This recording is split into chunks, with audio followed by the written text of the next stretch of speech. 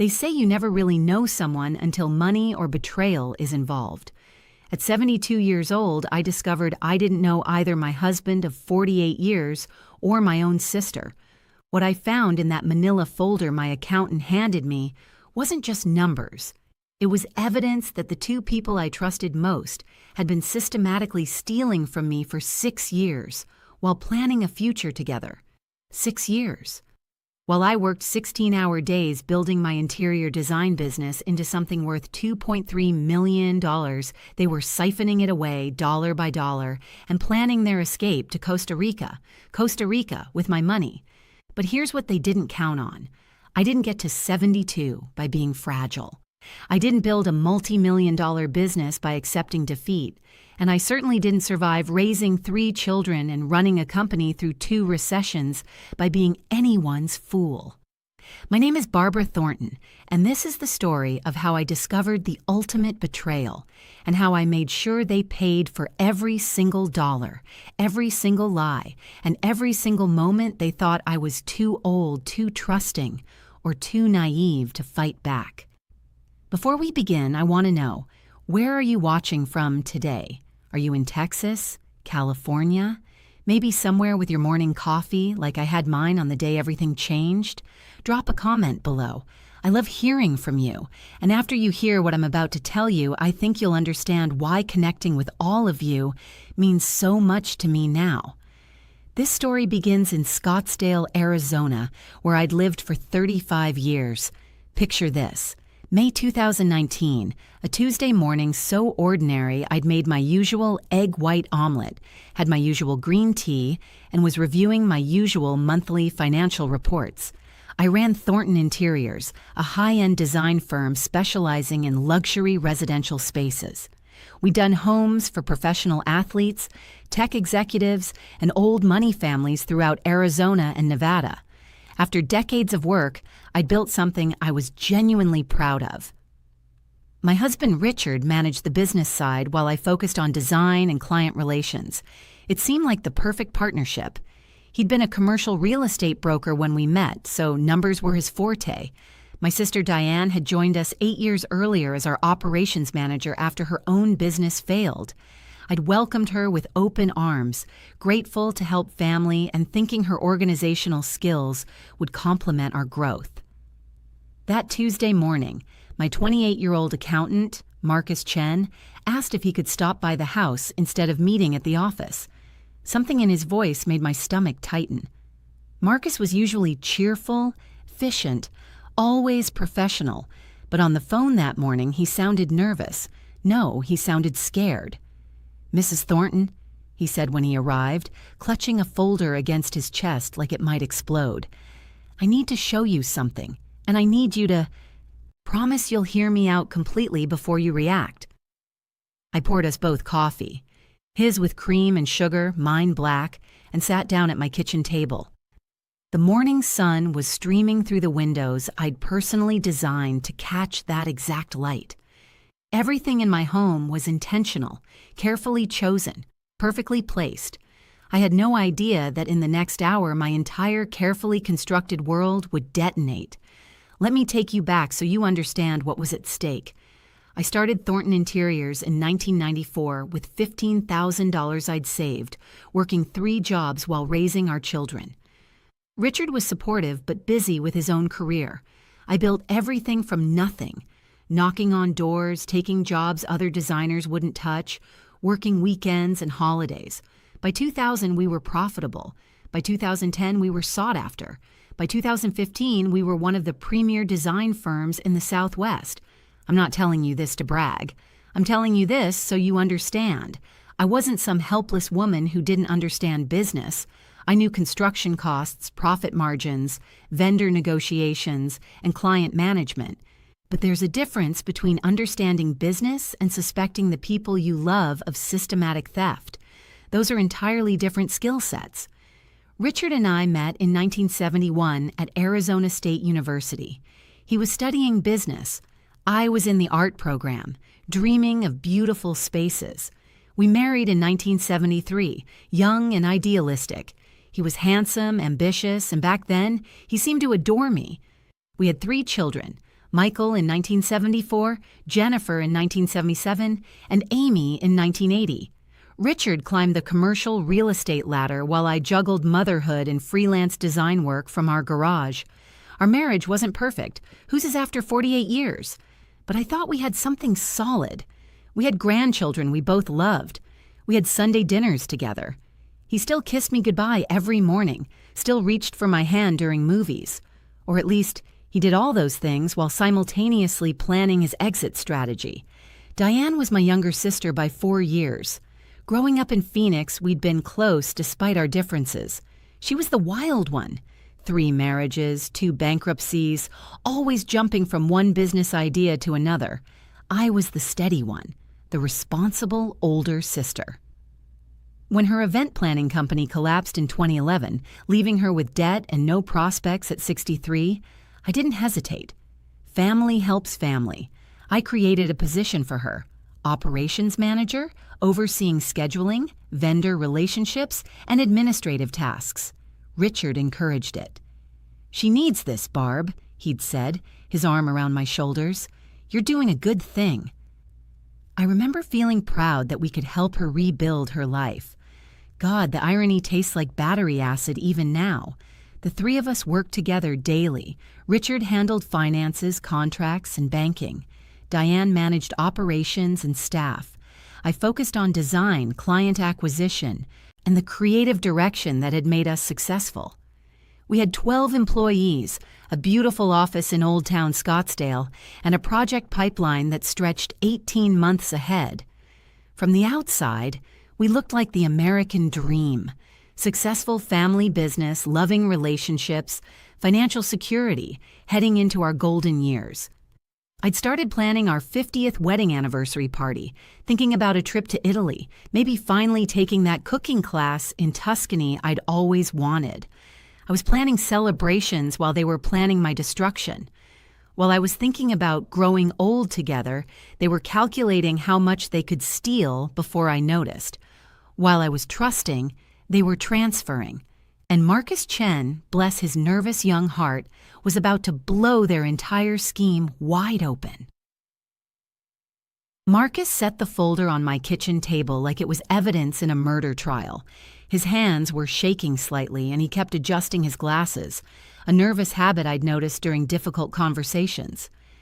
"Mrs. Thornton, I've been reviewing our accounts for the quarterly tax preparation, and I found discrepancies." He opened the folder, revealing spreadsheets covered in highlighted sections and sticky notes.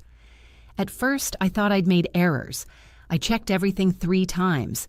Then I thought maybe it was vendor pricing changes or some legitimate expenses I didn't understand. But the more I dug, the worse it got. My heart started pounding, but I kept my voice steady. "Show me." He pulled out the first document. "This is from August 2013. There's a wire transfer for $18,000 to a vendor called Southwest Design Wholesale. The notation says it's for furniture for the Patterson project." He laid out another sheet.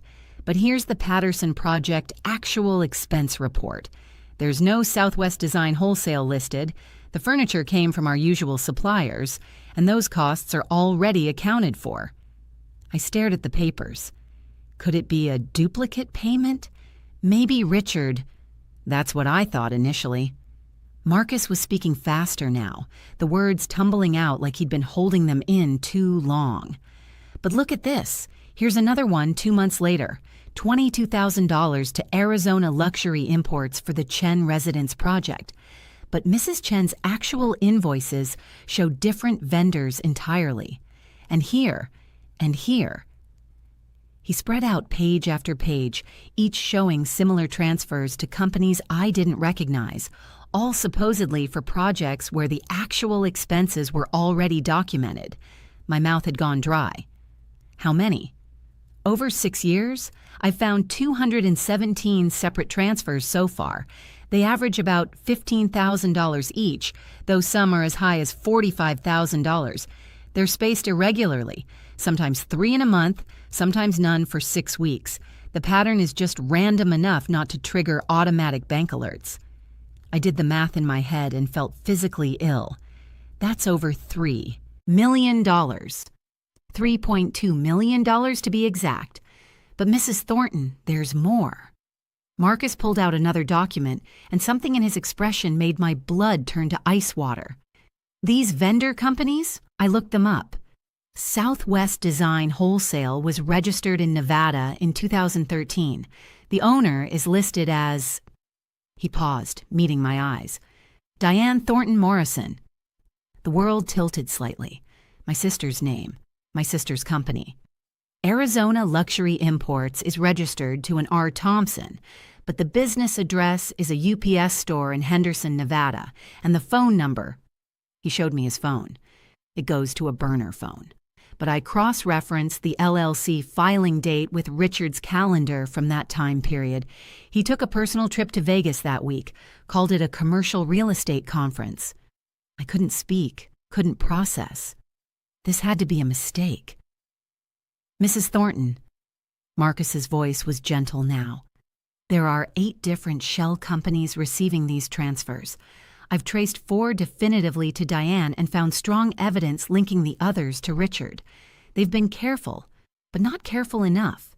And there's something else you need to know. He pulled out one final document, and this one made my hands start shaking. The document Marcus handed me was a bank statement for an account I'd never seen before, Royal Bank of Costa Rica. The account holder names made my vision blur, Richard Thornton and Diane Morrison. I found this by accident, Marcus explained quietly. Remember when Richard asked me to scan some documents for him last month? He left his email open on the office computer. This was in his drafts folder. He'd started an email to the bank but never sent it. I shouldn't have looked further, but after finding the discrepancies, I had to know. The statement showed deposits matching almost exactly the amount stolen from our business, minus what I assumed were transfer fees. The balance was $247,392, nearly $3 million. My money, our business's money, sitting in a Costa Rican bank account in both their names. There's more. Marcus scrolled through photos on his laptop. These are screenshots from Richard's cloud storage. I know this is invasive, Mrs. Thornton, and I'm sorry, but... He turned the screen toward me. Property listings, luxury homes in Costa Rica, a stunning villa overlooking the Pacific Ocean with the notation, "Offer submitted" in Richard's handwriting.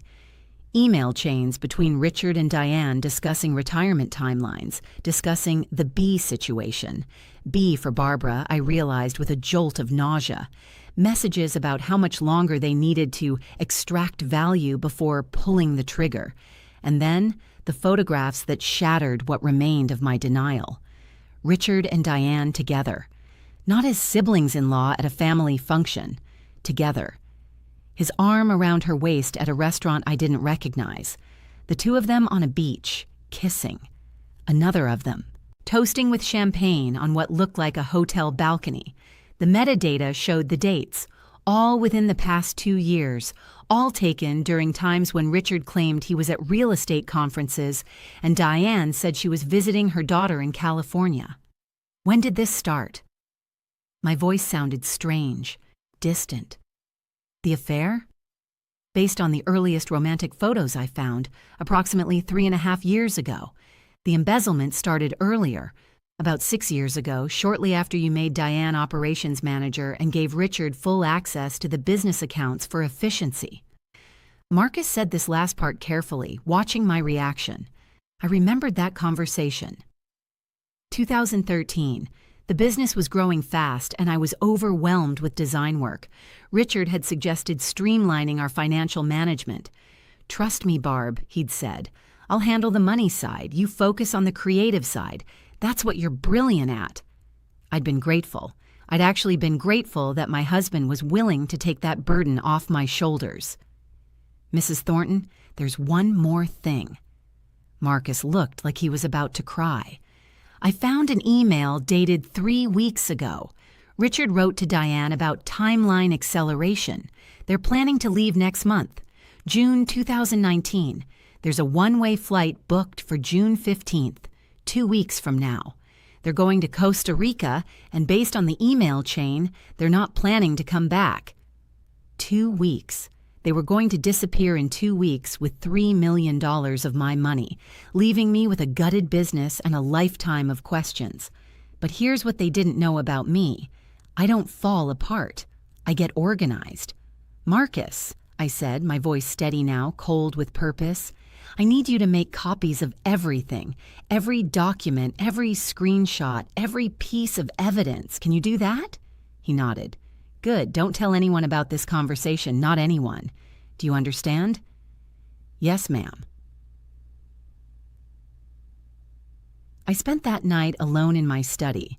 Richard was supposedly at a dinner meeting with investors, staring at the evidence Marcus had compiled. Every page was another betrayal. Every transaction was another lie. Every photograph was another twist of the knife. But somewhere around midnight, something shifted inside me. The grief and shock began crystallizing into something else. Pure, focused rage. Not the hot, explosive kind. The cold, calculating kind that builds empires and destroys enemies. They'd underestimated me. They'd assumed that because I was 72, because I focused on design rather than finance, because I'd trusted them, that I would be easy prey. They thought I'd be too old, too shocked, too broken to fight back effectively.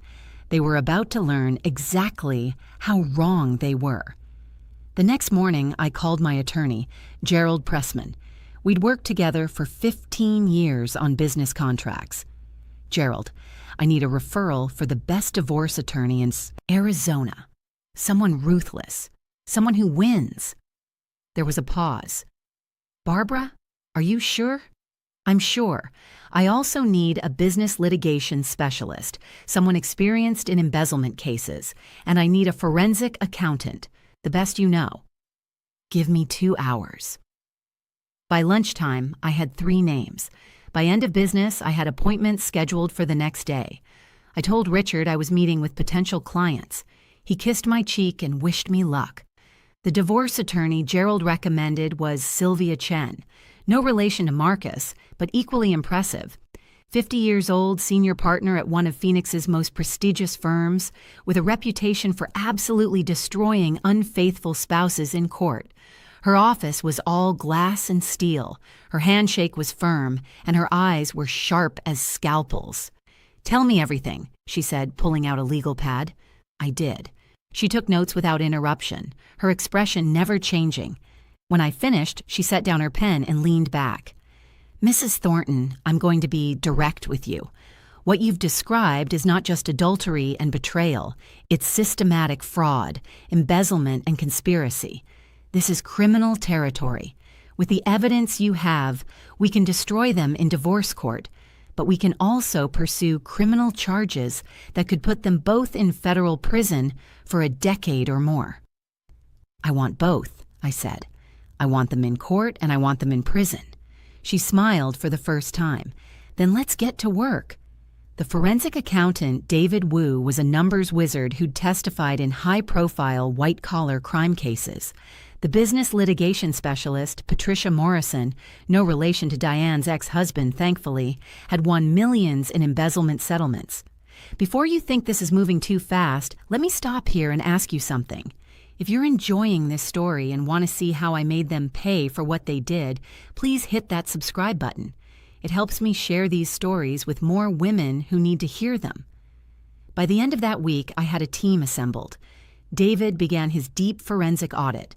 Patricia started building the civil case.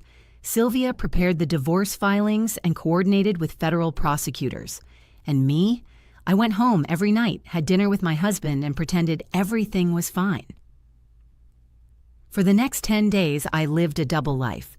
During the day, I was Barbara Thornton, successful designer, loving wife, trusting sister-in-law.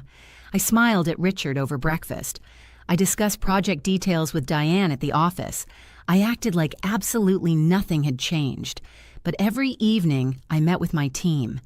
And what they uncovered was even worse than I'd imagined. David Wu, the forensic accountant, traced the money through a labyrinth of shell companies and international transfers. They were sophisticated, he told me during one evening meeting. Not sophisticated enough, but more than your average embezzlers. They created fake vendor invoices that matched real project timelines. They even built websites for these fake companies, so if anyone checked, they'd appear legitimate. How did they get the money out without me noticing? Your husband had authorization to make transfers up to $50,000 without dual signatures. The checks and balances you thought were in place, he systematically dismantled them over the years, always with plausible reasons. Streamlining processes, reducing bottlenecks, improving efficiency.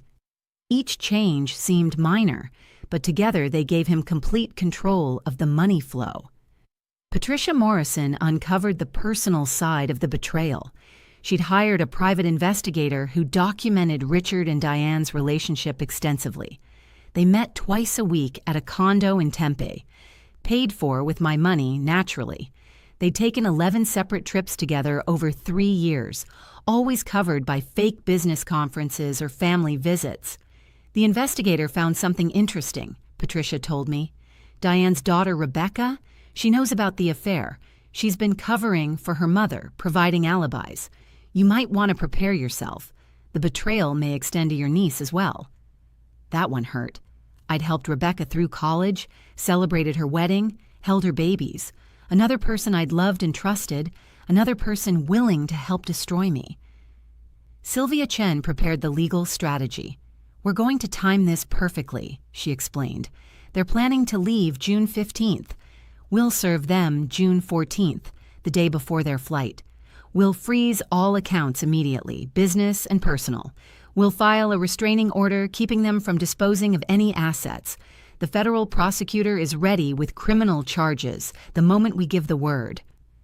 I want to confront them first, I said. All 3 attorneys looked at me like I'd lost my mind. Mrs. Thornton, Sylvia began carefully, that's not advisable. If they know we're on to them, they might... I want to see their faces. My voice was steel.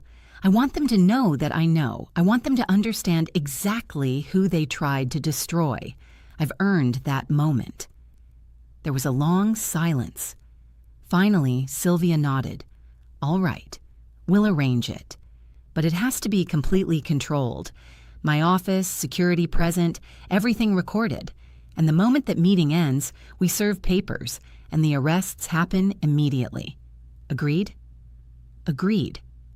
We scheduled it for June 13th, a Thursday. I told Richard and Diane that our attorneys needed to discuss some contract updates and business structure changes. Nothing unusual, just a routine meeting. They suspected nothing. Richard even complained about the timing, saying it interfered with his golf game. My husband, planning to abandon me in 48 hours, complaining about missing golf. The night before the meeting, I didn't sleep. Not from anxiety, from anticipation. I kept imagining their faces when they realized their scheme had unraveled. I thought about all the nights I'd worked late while they were together, stealing my future.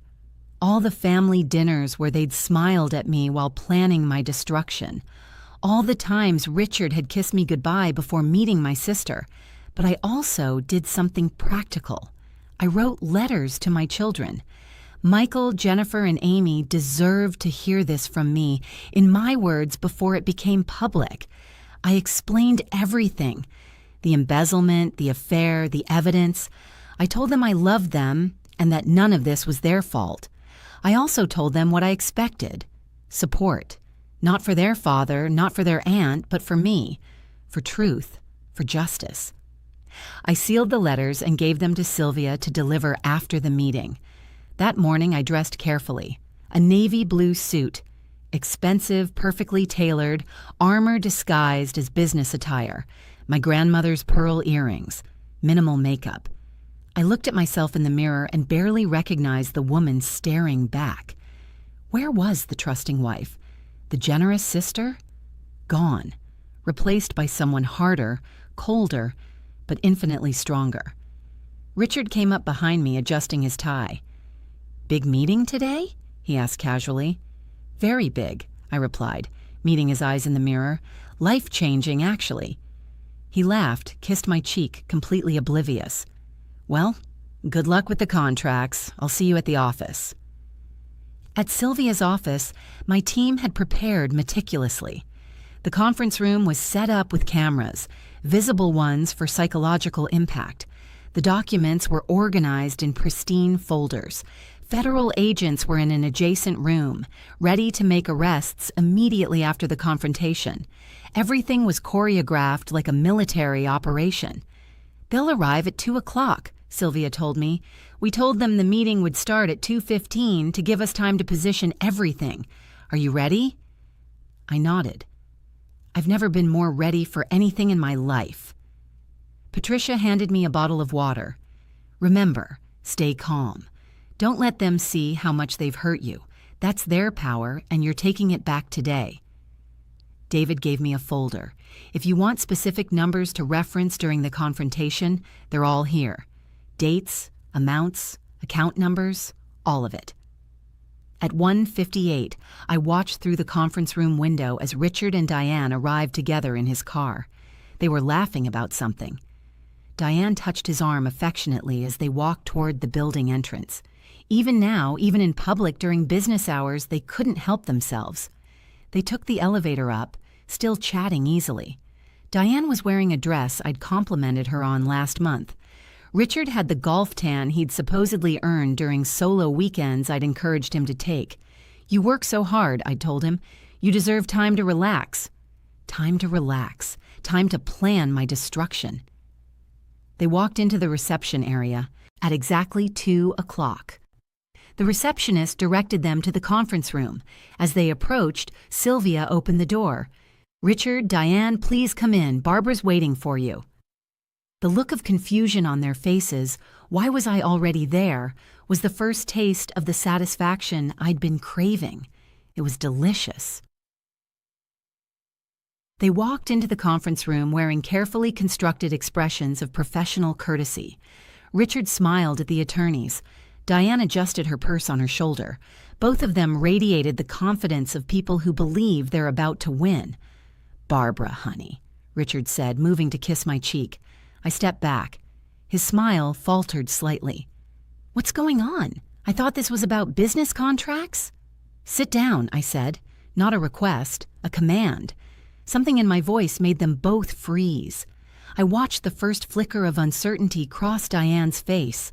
Richard's lawyer mask slipped on. I'd seen it 1,000 times during negotiations. He thought he could charm his way through whatever this was. "Perhaps someone should explain what's happening here," Richard said smoothly, settling into a chair. "These are some serious faces for a contract discussion." Sylvia Chen leaned forward. "Mr. Thornton, Ms. Morrison, I'm Sylvia Chen, and I represent Mrs. Thornton. This meeting is being recorded. You have the right to have attorneys present. Do you wish to call your lawyers before we proceed?" Now I saw real fear. Diane went pale. Richard's jaw tightened. "That won't be necessary," Richard said, but his voice had changed. "Barbara, what's this about?" I opened the first folder. My hands were steady, steadier than they'd been in 2 weeks. I slid a bank statement across the table. The Royal Bank of Costa Rica, their joint account, $247,392. "This," I said calmly, "is what this is about." The color drained from both their faces. Diane started. "Don't lie." I cut her off, my voice sharp as broken glass. "We're past lies now, we're into consequences." I slid more documents across the table. Wire transfers, screenshots of their emails, photos of them together. Not business dinners, not family events, but intimate moments they thought were private. The beach kiss, the hotel balcony, his hand on her waist. 6 years, I said, looking at Richard. "You've been stealing from me for 6 years. 3 years of that, you've been sleeping with my sister." I turned to Diane. My sister. The person I gave a job to when she had nothing. The person I trusted with my business. "Barbara, you don't understand," Richard began. "I understand everything." I pulled out more papers. Southwest Design Wholesale, Arizona Luxury Imports, Desert Portfolio Management, 8 shell companies total, all registered to one or both of you. 3.2 million stolen through fake vendor invoices. And this, I threw down the property listing. Your villa in Costa Rica, the one you're flying to tomorrow. Or should I say, the one you were flying to tomorrow. Diane was crying now, mascara running down her face. Barb, please, let me explain. Explain what?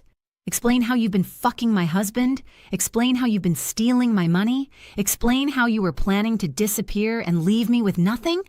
My voice was rising now, the ice cracking. Explain which part, Diane, because I'm having trouble seeing what explanation makes any of this acceptable. Richard stood up. I'm leaving. This is harassment. 2 federal agents stepped into the room. Richard froze. Sit down, Mr. Thornton, one agent said. We're just getting started. Richard sank back into his chair, and for the first time since I'd met him in 1971, I saw him look genuinely afraid. Not nervous, not concerned, afraid. Mrs. Thornton has cooperated fully with a federal investigation into wire fraud, embezzlement, and conspiracy, the lead agent said. We have everything we need for criminal charges. This meeting is a courtesy, your last chance to explain yourselves before arrest. Arrest? Diane's voice was barely a whisper. Barb, you can't. We're family. Family. I laughed, and it sounded harsh even to my ears. You keep using that word. I don't think you understand what it means anymore. David Wu, my forensic accountant, opened his laptop. Let me walk you through what we found. First transfer, August 12, 2013, $18,000 to Southwest Design Wholesale, supposedly for the Patterson project. But the Patterson invoices show furniture came from Henriden. So where did that $18,000 go? Silence. I'll tell you where it went. Into your Costa Rica account. Would you like me to continue? I have 217 more transactions documented. David's voice was clinical, detached. The pattern is sophisticated. Irregular timing to avoid detection. Amounts varied enough not to trigger bank alerts. Fake invoices matching real project timelines. Someone spent considerable time planning this. That would be me, Richard said quietly. The room went still. Richard, don't... Diane started. It's over, Diane. Look at them. They have everything. He turned to me, and I saw something in his eyes. Not remorse exactly, but resignation. Barbara, I'm not going to insult you by claiming this was some accident. You're right. We planned it. All of it. When? I asked. When did you decide I was disposable? He flinched at that. It wasn't like that. Then what was it like?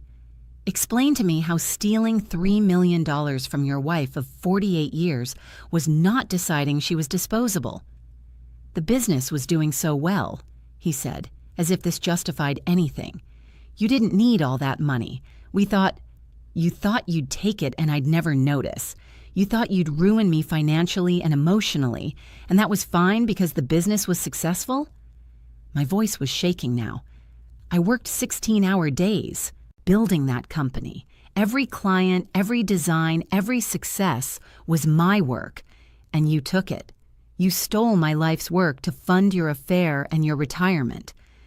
Diane was sobbing openly now. I'm sorry, God, Barb, I'm so sorry. It just happened. Nothing just happens. I slammed my hand on the table. You made choices. Every fake invoice, every wire transfer, every time you touched my husband, those were choices. You both chose this. You chose to betray me. You chose to steal from me. You chose each other over everything we built together. So don't you dare tell me it just happened. Patricia Morrison pulled out another set of documents. The flight to Costa Rica was scheduled for tomorrow, June 15th.